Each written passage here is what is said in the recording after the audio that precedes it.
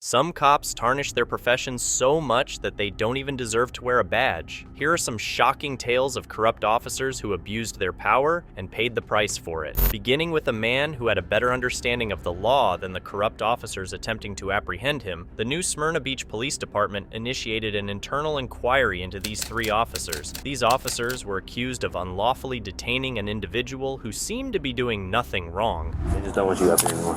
Okay. They said you're asking for money and stuff like that. That's hearsay. Meet Jeff, an Army veteran who was outside a local bar, raising awareness for homeless veterans. The manager called the police on him, asking him to leave. However, Jeff appears to know his rights, which doesn't sit well with the officer. Anybody, I'm not causing anybody any trouble. If he doesn't like it, I'm on the public sidewalk. He doesn't have any authority over me. Okay, well, you can't be asking people for money and stuff like that. Even if I was asking people for money, it'd still not be illegal. Okay, well, that's technically against the city ordinance. City ordinance is unconstitutional. All right, well, have a good night. Oh, I'm not done with you, so. You guys told? Yeah, yes, sir. How you can ask him for money? Yeah. When I went out there, he was on our sidewalk. Is that who he just stays on the public sidewalk? I'd rather he did. He's not going to leave. This dude's being, yeah, he's holding a sign saying God bless America, doesn't want to identify himself, saying he doesn't have the right to record. In Florida, it's perfectly legal to film a police officer while working in a public area, as long as you maintain a safe distance and don't interfere with their duties. In fact, if you feel threatened by the police, it's a good idea to start recording for your safety. That's all they want you to do. I'm not moving along. Yeah, I put in my heart to stand here and say this, and this is where I'm going to stand. Okay. I'm not answering any further questions. I've never been on their property or anything like that. He said you were on your property. On the Yes, sir, I property. was not on their property. And he might be incorrect or misinformed about where his property line begins and ends. I've been standing right here the whole time, saying God bless the homeless veterans. I'll move along. Jeff remains firm in his position until more officers show up and start to intensify the situation. Okay, so you are on a public sidewalk. They're saying that you're asking for money. They have every right to have you move along. And since we're here, because they called for you, we have to identify you. I'm not giving you any ID. If you don't, you'll go to jail. Can I reach? I got my ID. This is my ID. You want to play that game? I'm not showing you anything else. At this point, I'm invoking my right to remain silent. I'm invoking the right to have my attorney present during questions. Your attorney has nothing to do with us. Okay, your attorney has to do with court. That's not us. We have the right during an investigation to identify you. I'm not identifying myself. Okay, so you're going to end up All going right, to jail. I told him my name is Jeff, and that's all I'm giving you. Have to Am I being identify detained at this point? Yes. For what?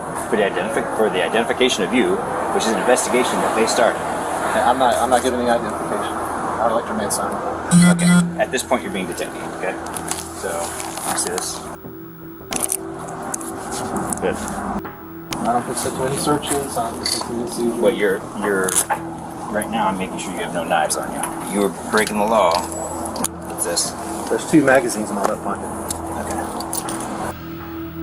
I want to make sure that you understand that you're forcing a hand that doesn't need to be forced. Have you guys been out here the whole time? Yeah, I've been in and out. Is he asking for money? He was standing out here with the sign. I didn't hear him ask for money. No. Okay. So Either way, my employee's uncomfortable with him standing out here. Okay. I'll contact the sergeant, but if he's out here, there's not much we can do about that, especially since if he's not begging for money. Man, So even though my employee's uncomfortable and now I know he's armed, that's okay. which he's legally allowed to be. Right.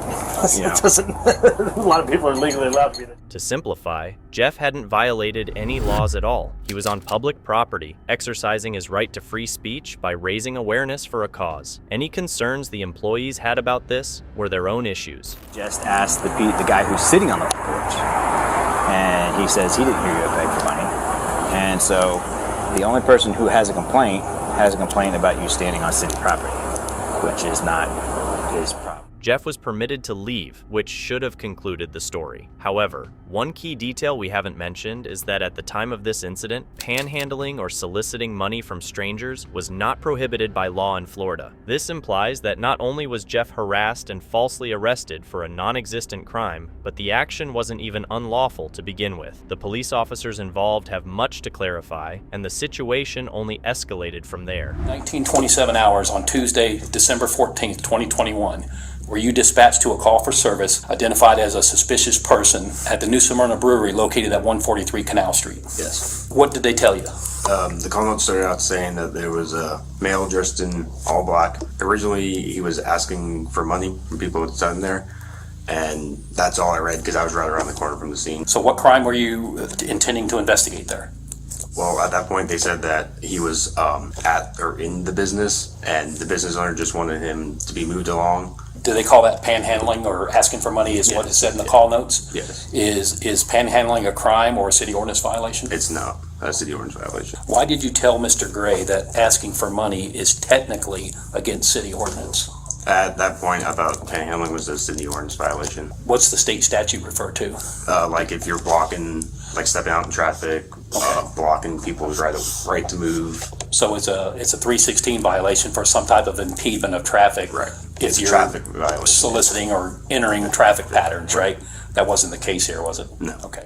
In this case, a 316 violation includes situations where pedestrians walk on a road where a sidewalk is available. This is relevant to panhandling, as many people stand near intersections to approach cars stuck in traffic. However, since Jeff was on the sidewalk, he didn't obstruct any traffic. That's the first problem. The situation escalates further when an officer questions whether any crime was committed at all. Any reasonable or articulable suspicion that Mr. Gray committed, was committing, or was about to commit a crime or a violation of city ordinance? At that point, I believed he might have, so that's why I went back out and re-engaged with him. I thought we had something maybe stirring up. So at this point, you're still thinking panhandling is a city ordinance Yes. violation, Yes. and you're acting on that assumption Yes. to try to continue the investigation. Yes. Okay. Usually, like when we investigate other crimes and stuff like that, we listen to both sides of the stories, come back, talk to each other. I don't know where that happened, maybe because he was flustered with him. Do you think that would have been a more prudent course of action to continue the investigation and figure out what's going on? The officer is beginning to realize he may be in trouble. Instead of accepting responsibility, he shifts some blame onto his partner. Did you hear Officer Beatty tell Mr. Gray that if he didn't identify himself, he was going to go to jail? I did, yes. Okay. I definitely think that when he got there, that the course of action he took probably was not the best one, and I kind of wish that we would have went back and had him talk to the business owner, and then have him talk to me. I think that we skipped over that step and he went straight to. Upon reviewing Officer Beatty's investigation tape, it appears that both officers realized their mistakes. However, they still insisted that they were justified in handcuffing Jeff at the time, even suggesting that he provoked them into doing so. The call, I was under the impression that he was actually on private property and trespassed, that he was asked to leave, and that his waitresses were scared. Looking back, hindsight, I could have investigated further. He was baiting. No question about it. This guy was probably, in my opinion, doing stuff that would elicit the very call that came into to dispatch that he wanted in order to create. A competent police officer who understands the law and knows how to apply it should not fall for baiting tactics. It's troubling that a man simply standing on public property to raise awareness for a worthy cause can be mistreated by police officers and held accountable for their mistakes. Fortunately, there are good cops out there. Upon asking, the final officer involved in the investigation provided a straightforward opinion. I asked Beatty why he was detained, and he told me that he was detained because he was refusing to identify himself. And I said, well, for what crime are you investigating? And he said that he was investigating panhandling. And he said it's against city ordinance. And I told him, no, it's not against city ordinance. And he said, well, it's against state statute as well. And I said, it's not against state statute. I told him, I said that from what you're telling me, it sounds like you had no legal authority to seize the gentleman or his firearm. If you don't have a crime to investigate, you can't see. Nobody knows what happened to these officers after the investigation, but we can only hope they faced similar consequences as the officers in the following case did. Patrick Mumford was returning home when he was confronted by two officers who claimed there were warrants for his arrest. However, the officers didn't know that the warrants were for a completely different person, but this fact didn't seem concerning to them. What's your name? I'm going to ask you one more time. We probably need to talk to you. What's your name? Stand up. Patrick understandably feels anxious when confronted by multiple police officers out of the blue, but he still provides them with his name. However, the officers choose not to believe him. Instead of asking for identification or attempting to verify his identity in any manner, they opt for a different approach right away. Man, what I do? Y'all ain't telling me what I do, man. You got a warrant. You got a warrant. He just came back from his probation officer. I got taser. You coming out? You coming out? Hey, come out. Get your hands out now. You got 3 seconds. Hold on, man. 3 seconds. Do not reach. Get up. Put your hands on the car. Show me the warrant. Come out. 2. All right, take it. All right, move. You coming out or not? Dude, stand back. Come out. You got a warrant. I'm not telling you again. You better get out of the car. Y'all ain't let me know what's Get out of the car. Get out of the car. Man, y'all better leave me alone. Get out of the car. Man, y'all better leave me alone, cousin. Move, Fox, move! Within a mere 38 seconds of first contact with the police, they ordered to tase Patrick. The officers claimed they gave Patrick multiple reasonable opportunities to comply, but due to his resistance, they felt they had no choice but to stun him. Even after being tased and detained, the police continued to mistreat him. What's going on, man? Get this off me, man. He keeps reaching for his back. Ah!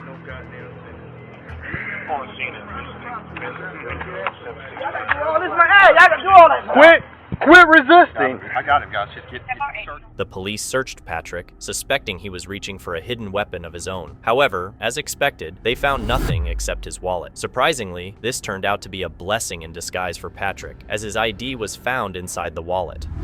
I just seen this fucking lady. Patrick Mumford. This lady not gonna tell me that I got a warrant. I just seen her. Here's the deal, dude. How long I had a warrant? I don't know if you got a warrant, because you're not who I'm looking for, but here's the deal. When we ask you for ID, because you look a lot like the person we're looking for, you give us ID. And when you start this whole fighting nonsense, dude, all you had to do is give me this. But the way you came up, asked me. Remember that the police never requested Patrick's ID during the initial encounter. Later, they expressed concern that he might have been reaching for a weapon when he moved in the car. Considering this, they would unlikely have been okay with him retrieving his wallet from his back pocket. Patrick wasn't given a chance to identify himself correctly. The officer is patronizing him, saying he's caught for an unnecessary case, and on top of that, he's still being handled roughly and forced onto the hood of their patrol car. Is there someone here to stay here that looks like you? Think about it. Hey, Jack. Yeah. Guess what he's looking for? Tell him. Who does he look a lot like? I don't know. He knows who it is. So who is it? Michael? He is not Michael. Okay, I know that now. Oh, they thought he was my son? Yes! Really? They don't even look nothing alike? And then besides, they didn't even have picture that we got, they look exactly. Oh, wow. I'm looking at that picture. I mean, It's not far off. Okay. To make it clear, this is the person they were seeking. Despite the minimal resemblance, the officers believed there were enough similarities to justify using force against Patrick. Initially, Patrick faced charges of obstruction and violating probation, risk of losing his job and college position. Fortunately, an internal investigation into the 4 officers revealed they had not followed proper procedure. As a result, all 4 officers were suspended, and Patrick was awarded a settlement of $100,000. Being taken into custody due to mistaken identity is distressing, but experiencing arrest solely because of your skin color must be utterly disgusting, especially when a police officer decides to manipulate the situation. On July 15, 2018, Montre and his friend were stopped by the police. What started as a typical stop soon turned into a clear demonstration of how cops may try to pressure individuals into false confessions, often through corruption, and in this case, racism. What's going on, guys? Not much. How you doing, officer? Is this your car? Well, it's a rental right now. My car's been shot. Okay. Did something break down? Yes, sir. Gotcha. You guys just came from over the park, right? Yeah, we just hanging out. That's it? Is this your car? I just told you my car's in the shop, officer. This is a rental. Okay. How do you start it? What do you mean? I just put my foot on the brake and I put it in drive and I... Okay. Initially, this might appear a mild question, but when the officer asked Montre how he started the car, it implied suspicion of theft. If Montre had been unfamiliar with the vehicle, he might have struggled to recall how to start it. Any hesitation or fumbling could have suggested intoxication. However, Montre remained composed and passed this initial test without issue. Nevertheless, the officer remained unconvinced and escalated the situation by deceiving Montre into surrendering his property. It's your car, though? Did they give you a fob or something? My car, officer. Did they give you a key fob or something? Or? Yes, sir. Officer? Like, what does it do? Does it? You see, this that should let you know that it's in. Okay. Do you have any weapons on you or in the car? No, officer. Okay, can I be honest with you? It smells like marijuana in the car, and I can see shake on the ground. Your buddy's giving me the idea that maybe he's got a gun. You know what I mean? Like, that's what I think. How? I don't know. Just the way, I mean, just the way you're holding yourself, man. Like, that's why we're... The officer not only tricked Montre into giving up the keys, but also suddenly claimed to smell marijuana in the vehicle. Additionally, he suspected the passenger of hiding a weapon based solely on a hunch. These factors, particularly the smell of marijuana, are often used as justification for searching a vehicle without the owner's consent. The rapid sequence of events and the officer's actions are highly suspicious. Confiscating the keys without discussion implies he had already decided to search the vehicle and was trying to make Montre feel helpless or threatened, emotions visible on Montre's face as the keys were taken from him. Go ahead and step out, Montre. Yep, I just told you why. 3 times. You want me to recap again?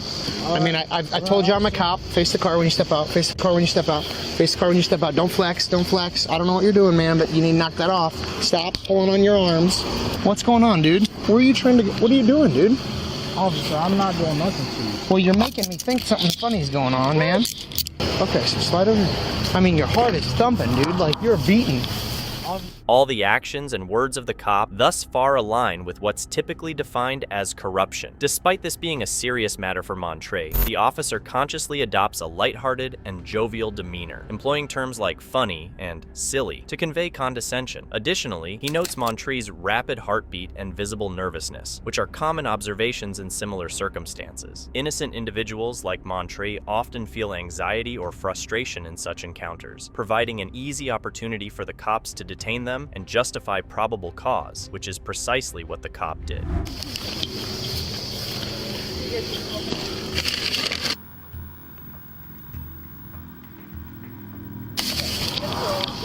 Despite finding nothing illegal in Montre's car during the search, the cop detained him in the back of his patrol vehicle, which is when things began to seem suspicious. Everything you asked me to, officer. You thought there was a weapon. There's no weapon. We wasn't doing anything wrong, officer. I'm not sure why you pulled me over. At your rental, everything is fine. There's no breaking taillight or nothing, officer. I did nothing wrong with you. Did I make anything up when I said the car smelled like marijuana? Yeah, a little bit. A little bit. Hold on. Because there's nobody smoking in the car. Is there marijuana shake on the floor of the car? Officer, that was cigarette ash, okay? You didn't find no marijuana. I did. I'm not charging you with marijuana. But here's what. If you want me to be real with you, like, I want you to be real with me for a second. Like, did I make that up? I believe so, officer. Okay, so you want me to just write you the ticket for the stuff that I have to write you tickets for? If you think that I'm lying, like, then we'll go to court and we'll talk about it then. Okay. Or do you want to just be real with me and I'll be real with you? Montre finds himself pushed into a tight spot by the cop, who obviously knows that he has made a mistake. The cop seems to make Montre forget about it and move on without further trouble. When Montre doesn't comply, the cop threatens him with a ticket and court appearance, where Montre would be alone. It's important to note that cops can lie and use deceptive methods to get confessions. If Montre had admitted to the smell, it'd mean admitting to having drugs. Fortunately, Montre sticks to his story and is eventually released by the cops. Just days later, he sues the city and, after a year-long legal battle, receives a $775,000 settlement for an unlawful traffic stop and search. The cop is taken off patrol duty, but not fired, despite orchestrating one of the most blatant displays of corruption ever captured on camera. But the police are experts at outdoing their own corruption. For instance, there was a case where 2 California cops essentially abducted a man while he was having lunch in his car. You live around here? Hey, don't touch, Relax, bro. Relax. Hey, you match the description of somebody, okay, that just committed a burglary in the area. Okay, you're on camera, so don't step out of the car. Is your body cam on? It's on. Yes, it's on. Step on out, dude. We'll explain everything to you, okay? Just step out of the car. Step out of the car. I'm not stepping out of the car. You're being detained for a burglary investigation, okay, sir? So step out. No. Do you live in the area? I'm not answering questions. I want my lord. Okay, step out of the car. You're being detained right now. All right. Firstly, the suspect, Jamal Williams, does everything correctly. He informs the police that he will only answer questions once he has a lawyer. Unfortunately, the cops disregard his request because he matches the suspect's description, giving them the right to detain him for further investigation. Notably, the only description provided to the cops was of a black male in his early 20s, possibly wearing all black with a red t-shirt. However, Jamal is 40 years old and is wearing a red hoodie and gray sweatpants. It's challenging to hold the cops accountable for detaining someone who doesn't fit the description precisely, as they could argue they believed he did in general. Overall, the system is entirely ineffective, but it shouldn't necessarily harm or bother Jamal unless the cops mishandle the situation. Sir, step on out, dude. You're on camera, dude, so don't do anything dumb, okay? Hold on, I'm gonna get this on camera. Go ahead, you can record. Step out of the car, please. He's being aggressive. Hey, stop resisting, dude. Stop resisting. I'm just. Why are you? What? No, man. Okay. Get out of the car. Call your supervisor. Call your supervisor. Call your supervisor. Call your supervisor. Call your supervisor. That's a great idea. Call your supervisor. Stop, dude. Call your supervisor. Call your supervisor. Call your supervisor. I'm gonna chase you, dude. Call your supervisor. Get out of the car. Call your supervisor. Call your supervisor. I got Give me your hand. I don't give you consent to touch me. Don't reach. I don't give you consent to touch me. Don't reach. At first, Jamal didn't show any signs of aggression or resistance. He simply tried to open his phone to record the interaction for his safety. However, the cop quickly accused him of being aggressive as Jamal voluntarily stepped out of the car. This naturally frustrated Jamal, who later acknowledged that he attempted to stay inside the vehicle thereafter. Nevertheless, the excessive force employed by the police was entirely unjustified. One officer even pulled out a taser and threatened to use it on Jamal, despite him not posing any danger. Jamal was later handcuffed and kept face down on the ground, while several more patrol vehicles showed up at the scene. All of this happened simply because Jamal was merely eating his lunch. It's quite a significant police response for such a minor incident. If we take these off, are you going to cause a problem? Are you going to kick any windows out, anything like that? I don't answer questions. You can leave them on then, that's fine. That's fine. Which one do you want to stand him up and get him to a car? Just leave him here until fire season real quick to make it easy. He doesn't want to walk, he doesn't want to answer questions, and we'll just leave him. Alright, cool. Is your first name Jamal? That's who the car is. I don't give you consent to go in my car and check my car. I don't give you consent to check my car. You're violating my 4th Amendment constitutional right. So I think we can move forward and try at least get him in the back seat. Yeah, that's fine. What's your name, guys? Now, why are you guys kidnapped? I can't talk to you until you help me out. Tell me, why am I being kidnapped? Once they move you, we'll figure that out. I'll let you know. Okay. Find a car and put it in there. Okay. By this point, there were more than 12 officers on the scene, and Jamal was fully restrained with handcuffs and leg wraps. Despite being cleared of suspicion, he was still escorted to the patrol car while restrained and placed in the back seat. It's worth noting that the police could have checked his identity quietly before approaching him. The most troubling aspect is that even after being cleared, Jamal wasn't released. Although he was no longer considered a burglary suspect, he was charged with felony resisting arrest and taken into custody. Jamal lodged a formal complaint with the LA Sheriff's Department, but the investigation conducted by the department yielded no evidence of misconduct, which shows how corrupt this system is. Several months later, Jamal initiated a civil rights lawsuit against the arresting officers. Unfortunately, the outcome remained the same, as an investigation by a police lieutenant who reviewed body camera footage concluded that Jamal's behavior escalated the situation and that the officers involved acted politely throughout the encounter. While Jamal's charges were ultimately dropped, no action was taken against the officers involved. Corrupt officers not only use violence to harm you, but planting evidence is another method they use to manipulate situations, as shown by these two officers. On March 13, 2018, Officer Kyle Erickson and his partner stopped Jason Serrano and his friend for what seemed to be a broken taillight. However, things escalated when one of the officers attempted to plant evidence during the stop. The car smells like marijuana, so we're going to check it, all right?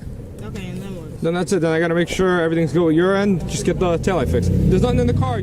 Immediately, the cops said they could smell marijuana in the car and declared they needed to search it. Typically, people can say no to a search. But if the cops have a good reason to believe a crime happened, they can bypass this right and search without permission. Detecting the smell of drugs counts as a good reason. Because it's hard to argue against while watching body camera footage, it's often exploited by corrupt officers as an easy way to initiate a search without the suspect's permission or a warrant. We need to check the car, so I need you to hop out. Okay, I'm getting out. Okay. Relax. Hang out with me. I don't have nothing in my jacket. I'm not. Okay, well, he's gonna check it. I don't have nothing in. No. Relax. No, I don't need to be. This situation is about to escalate for no reason. No, because I didn't do nothing. It was in the car. No, this is on me. It's my possession. Come on. Relax. Relax.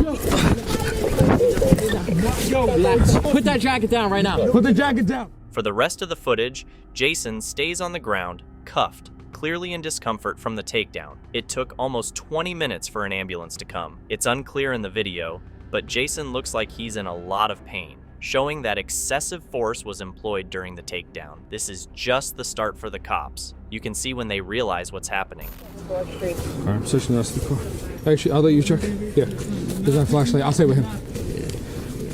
The officers know they've caused harm to Jason. If their search doesn't turn up anything, they've just violated Jason's rights and used too much force to hold him without reason. But if they find something illegal, suddenly all their wrongdoings disappear. Jason and the driver go from regular citizens to criminals, and the officers see themselves as bringing them to justice. It's not just about race at this point. It's about the officers trying to cover up their violent mistakes to protect their jobs. It's corrupt, but the stakes are high for the officers, and they are under pressure to find evidence. Proper documentation for the plates. Temporary registration is valid.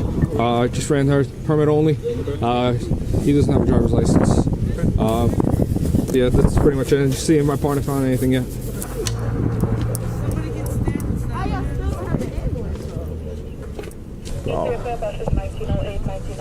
See nothing.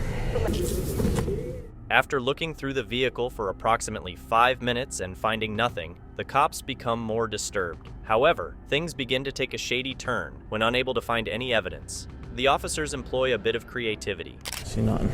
2 minutes out. Sorry. You know what I mean? Yeah.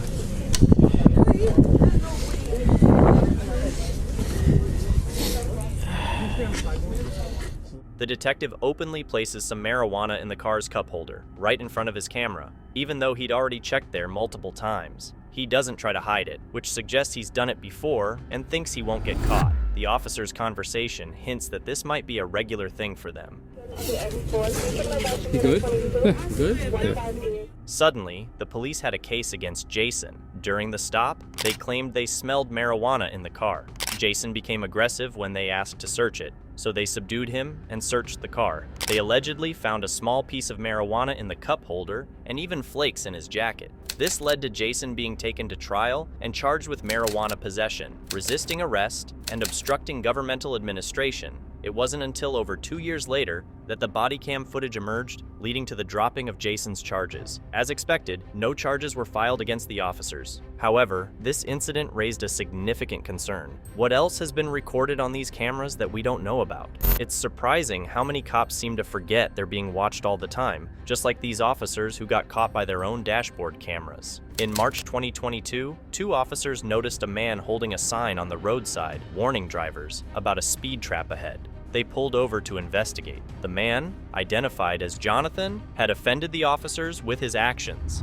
I'm gonna do it right here where I'm at. So I'm not. I have drivers coming up to me telling me that you're jumping out in traffic. Because apparently they're erroneous. I don't give a what somebody else says. What did you witness? Nothing of the sort. So keep your to yourself. The police department relies on traffic fines for part of its budget, and these Delaware officers were not willing to let Jonathan interfere with this vital source of income. However, Jonathan refuted their allegations that he had been walking into the road and stood firm in his position. You keep saying jumping in traffic. When did you witness this offense? Don't come towards me. Don't you came to me. You came to me. You came to me. You came to me. Just to tell me that you're jumping out in front of with the sign. So they want to lick your boots. Let them. However, the actions of one officer next might have gone entirely against this citizen's right to express himself. Give me my property back. You piece of... Give me my property back. You see this? You tyrant piece of... What are your badge numbers? Step back, okay? No, Don't walk up no, to me you like that. stole my property.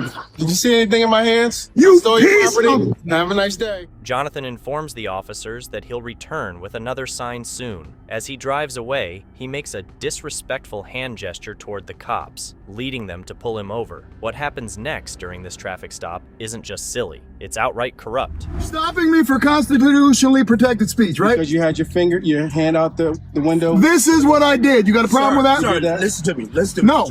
No. All right, listen. Go away. Disorderly conduct. No, it is not. That is disorderly That conduct. is called You are doing it freedom out in the of public. speech. If you are out in the public, you are out in the public and people see you. No, it is not. Here's what's going to happen. No. License, please. No. Here's what's going to happen. I want your supervisor, please. I am the supervisor. I am the supervisor.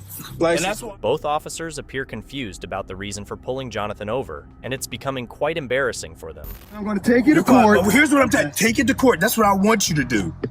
That's what I want you. I want you to take it to court. But before we go any farther, you're pulling me over for what? Because you had your finger out. Disorderly conduct. Now, What? here's what's about to happen. You're about to be arrested again for resisting arrest. No, I'm not resisting anything. Yeah. Right No. now you're being detained. For what? You're being I detained. told you why I stopped you already, sir. For putting my middle finger up. That's correct? No, Correct. no, Exactly. for- Right. You extended your arm out the window. No, I had my middle finger out the window. Okay, let me get your ID. You had your middle finger out the The officers seem to be looking for any reason to arrest him, and when they can't find one, they resort to sneaky tactics. Next thing to do, we're going to take you in, we're going to tow the car, and we'll call social services for the kid. Oh, so now you're threatening. Now you're threatening my child. No, it's not a threat. It's a promise. You're threatening my child now. The officer just threatened to involve social services and take Jonathan's child away from him. What's even more shocking is that these two officers intended to arrest him by any means necessary, and it was all captured on their own dash cam.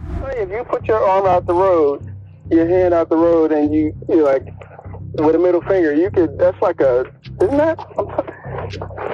I'm pretty sure. You sure about that? Middle finger. Okay. As you drive by, like, oh, game on. I mean, he pulled him over for what? Like giving him the middle finger? Yeah, for giving the middle finger. So Yeah, you can't do that. Yeah. That'll get dropped. yeah, it's gonna get thrown. I told him that's gonna get thrown out, but it's just going, it's going. Despite their supervisor informing them that the charges would be dismissed, they still have a plan to handcuff Jonathan. Right. Yeah, something like that'll fly. Unfortunately, I mean, Yeah. you can't. We can't pull people over. We can't write them tickets for telling us to fuck off or giving us a middle finger and stuff like that. And, Yeah. That's their right to do so. Yeah. But all right, I'll do some more work up on this guy, and I'll pass it on. And then number two, we have no real basis. Yeah. So he's going to do something stupid one day where we are going to be able to lock him up for disorderly conduct and I just wish we had the witness and even. Ultimately, Jonathan filed a lawsuit against the officers, alleging that they violated his constitutional rights by stopping him from warning drivers about a speed trap.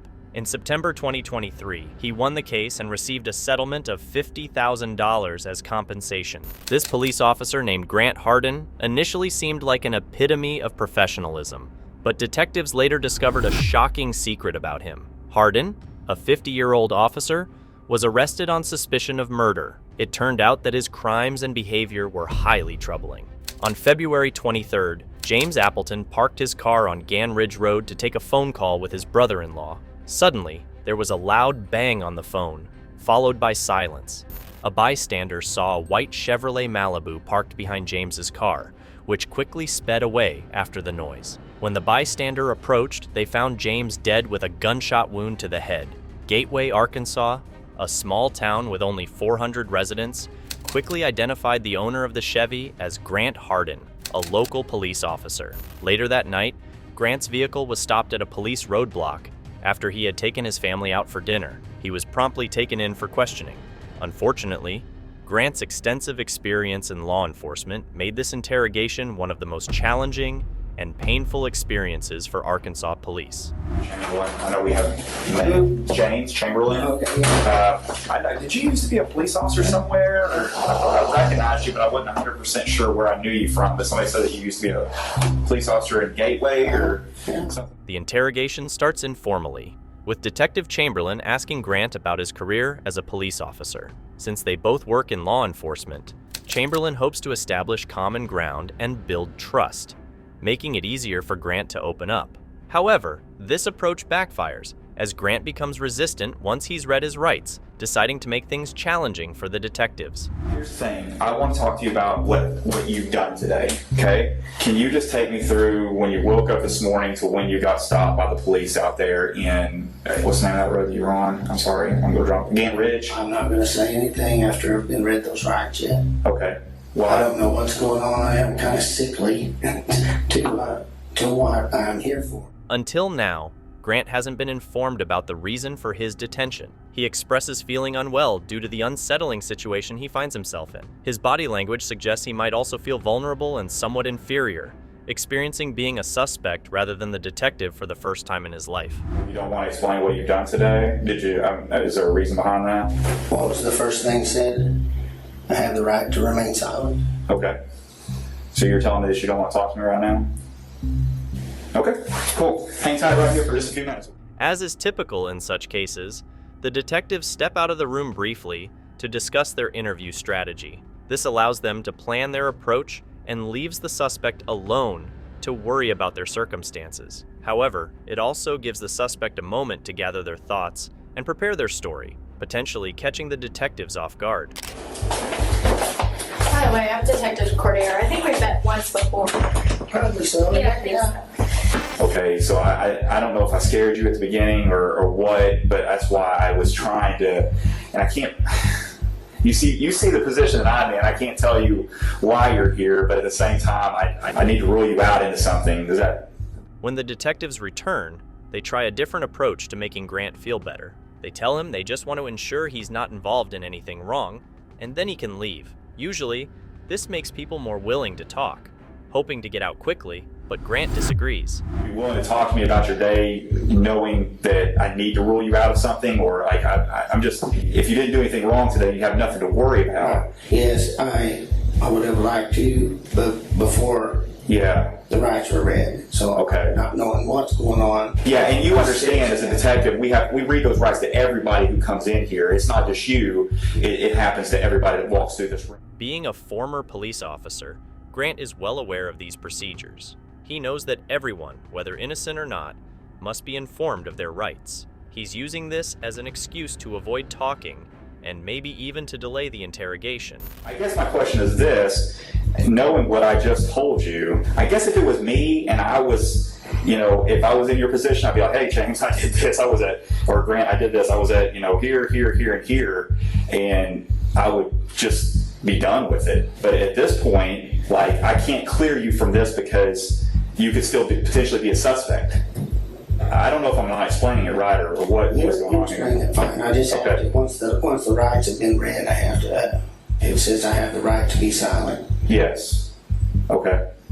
Just tell me this. I know you were a police officer before, right? You're a police officer in Gateway?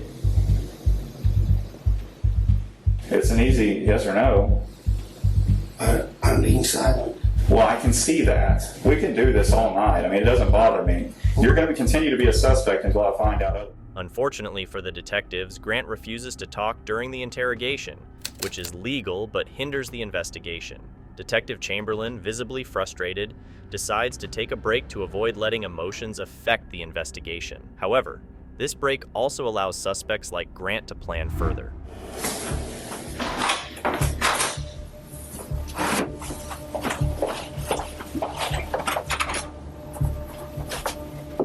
Hello, I need to go. You need to go where? Home or get ready for work in a little bit. Okay, we'll just have a seat and I'll get it for you. Okay. Okay. All right, thank you. Hey, Brian. Yes, sir. The other officer told me you want to talk to me again. What's going on? I'm just ready to go. Okay. And I'm not ready for you to go yet, so you're not going to be able to go. I've got other things that I'm doing right now, so. Well, I was gonna go. Oh, no, And I you're not wanted going to to tell get you it. that. Okay, yeah, no, you're not. But I wanted, okay. Perfect, thank you. At this stage in similar investigations, it's typically when an officer decides what to do with the suspect. However, with Grant, the interview has hit a roadblock and no progress is made. Usually, they either gather enough evidence to charge the suspect or let them go due to lack of evidence. However, Grant is instructed to stay for further interrogation for some reason.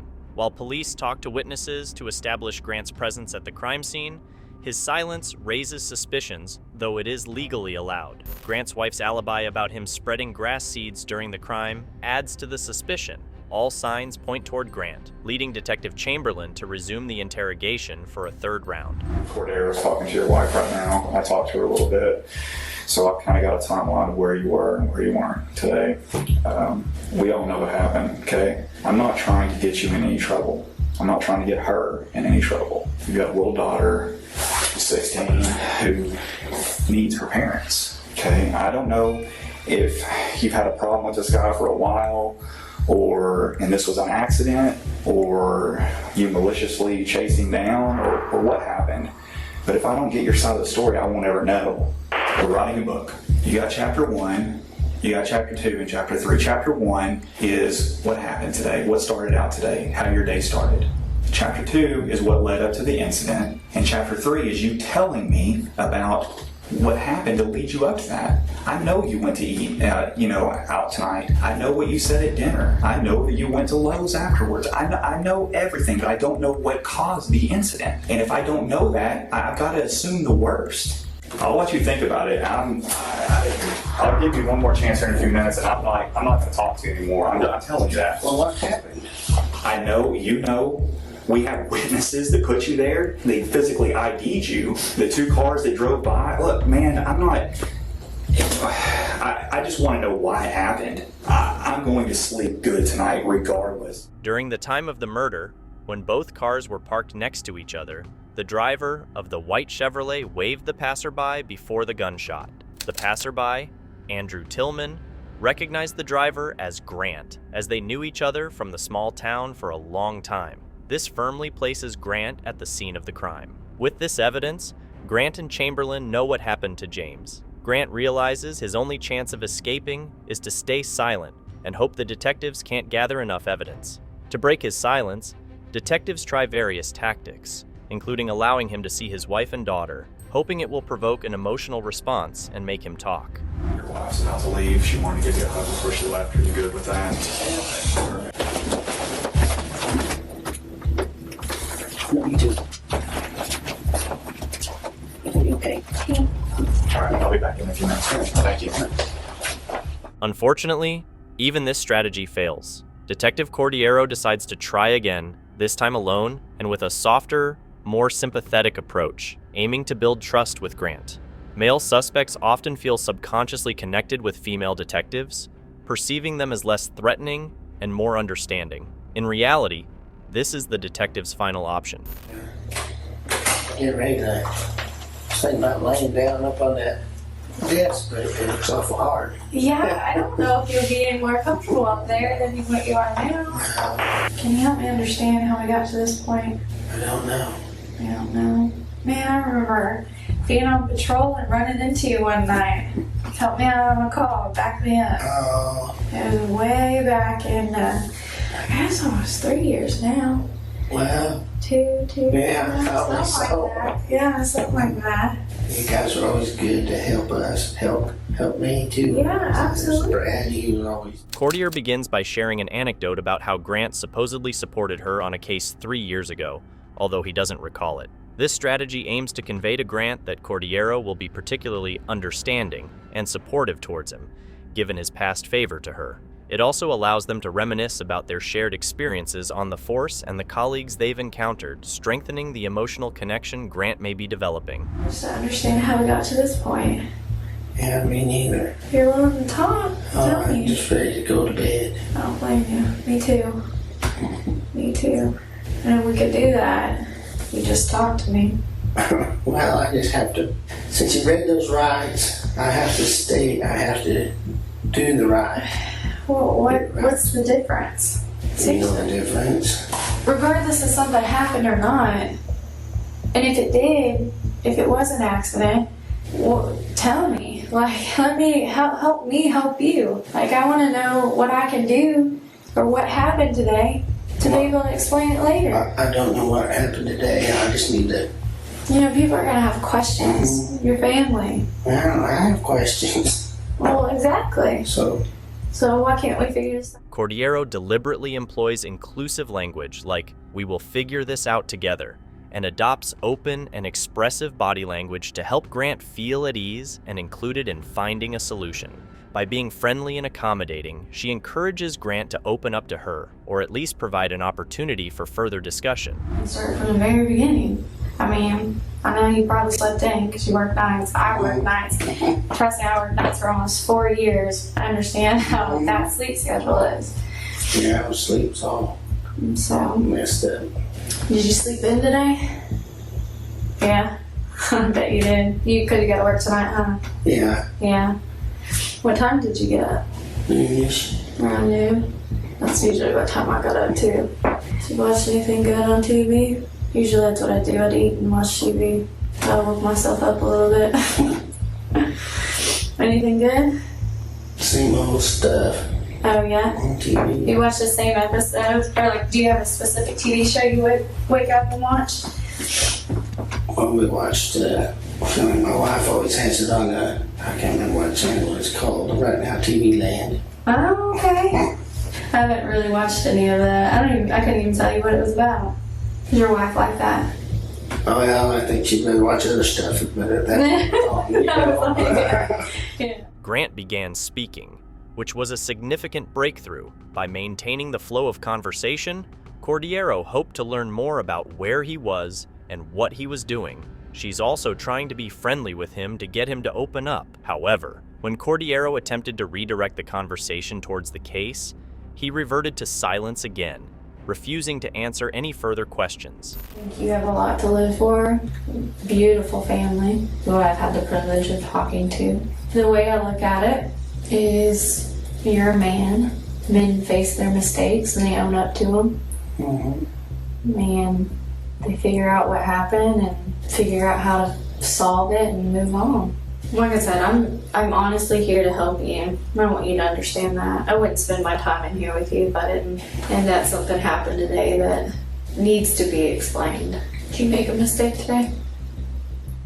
Even when reminded about his family, Grant stays quiet. He's sticking to his strategy of staying silent, hoping they won't find evidence against him. I like you, I like this fella that was a detective here, and I know they all don't care about any of that and stuff, and I just don't know how to I haven't had this happen before, being brought in and interrogated for something, so I know you don't care, but I just don't know how to be silent, sitting over here looking like a jerk. No, you're not.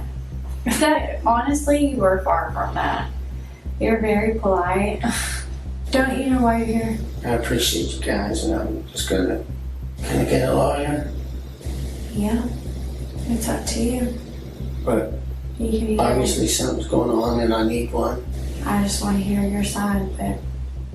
I want to get a lawyer. After hours of going back and forth, Grant finally asks for a lawyer, which means the detectives can't question him anymore. But the story doesn't end there. Grant and his lawyer realize he won't go free between the interrogation and the court hearing. There was a witness who saw him at the crime scene, and people found out he had been fired from 3 police jobs before becoming the chief of police in his hometown. On October 16, 2017, he pleaded guilty to first-degree murder, but didn't give a reason for the crime, leaving James Appleton's family without closure. But during his prosecution, a shocking revelation comes out. Grant's DNA matches a crime from almost 20 years ago.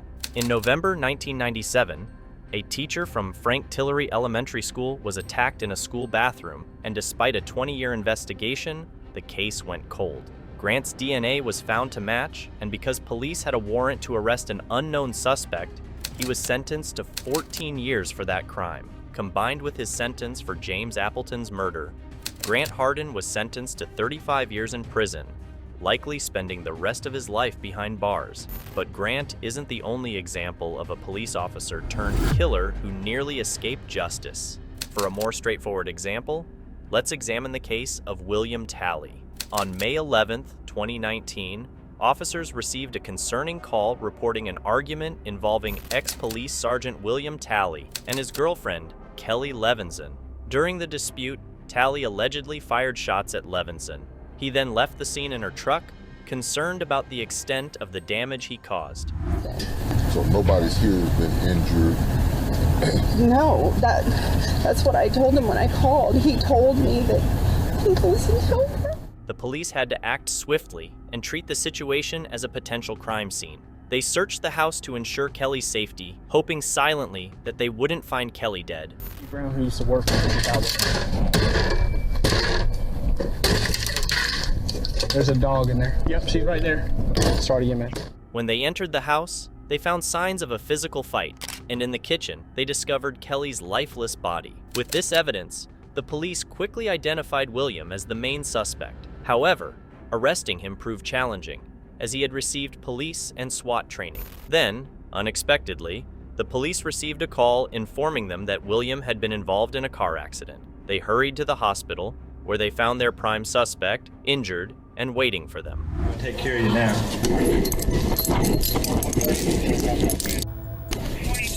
Once William left the hospital, he was taken straight to an interrogation room where the investigation would begin. What my charges are? Yeah, right now you're charged with murder. You're charged with violation of oath of office, and you're charged with possession of a firearm during the commission of a crime. That's what we're hoping you can tell us. Maybe once we start talking about it a little bit. It wasn't Becky, was it? Was it Kelly? William brings up two names during the interrogation, Becky and Kelly. While we know Kelly as his girlfriend, William was married to another woman named Rebecca Talley, whom he'd been cheating on. He seems disoriented and puzzled, but whether this confusion is genuine or an act is uncertain. He had spent several days in the hospital and was discharged after receiving medical clearance, so it's strange that he still appears confused. Nonetheless, his demeanor seems to be keeping him calm for the moment. Someone's talking with me about things. Well, we're going to get to that. That's what we're hoping to get to. No, I'm not talking until somebody talks to me. I can tell you who, if we can get started there. And it is Kelly. No! Don't do that. No! No! Tally, calm down. Tally. Bill. No!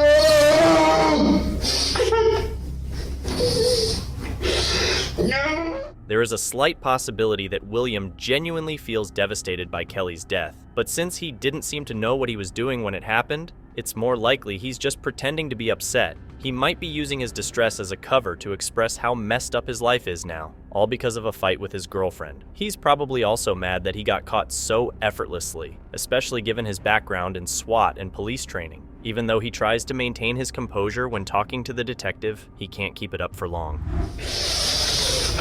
Here, let me get you some napkins. Bill, no. Stop, Bill. Relax. Bill, stop. It's all unnecessary, Bill. If you don't want to talk to us, that's fine, but let's not do this, okay? Okay? Just let's not do this. Who else to guard? Right now you're hurting yourself. I don't care about me. Well, who else got hurt? There's no one else. I keep hearing people whisper, or whispers. Okay, well, what whispering do you hear? No, tell me the truth. Okay, there's no one else hurt. You're witnessing a man who's fully aware of his guilt, trying hard to find a way out. He's in a state of panic, and the cops are probably relieved when William eventually requests a lawyer, ending the intense interrogation. However, this move didn't benefit him, as the detectives already had enough evidence to convict him. As a result, William Talley was sentenced to life in prison.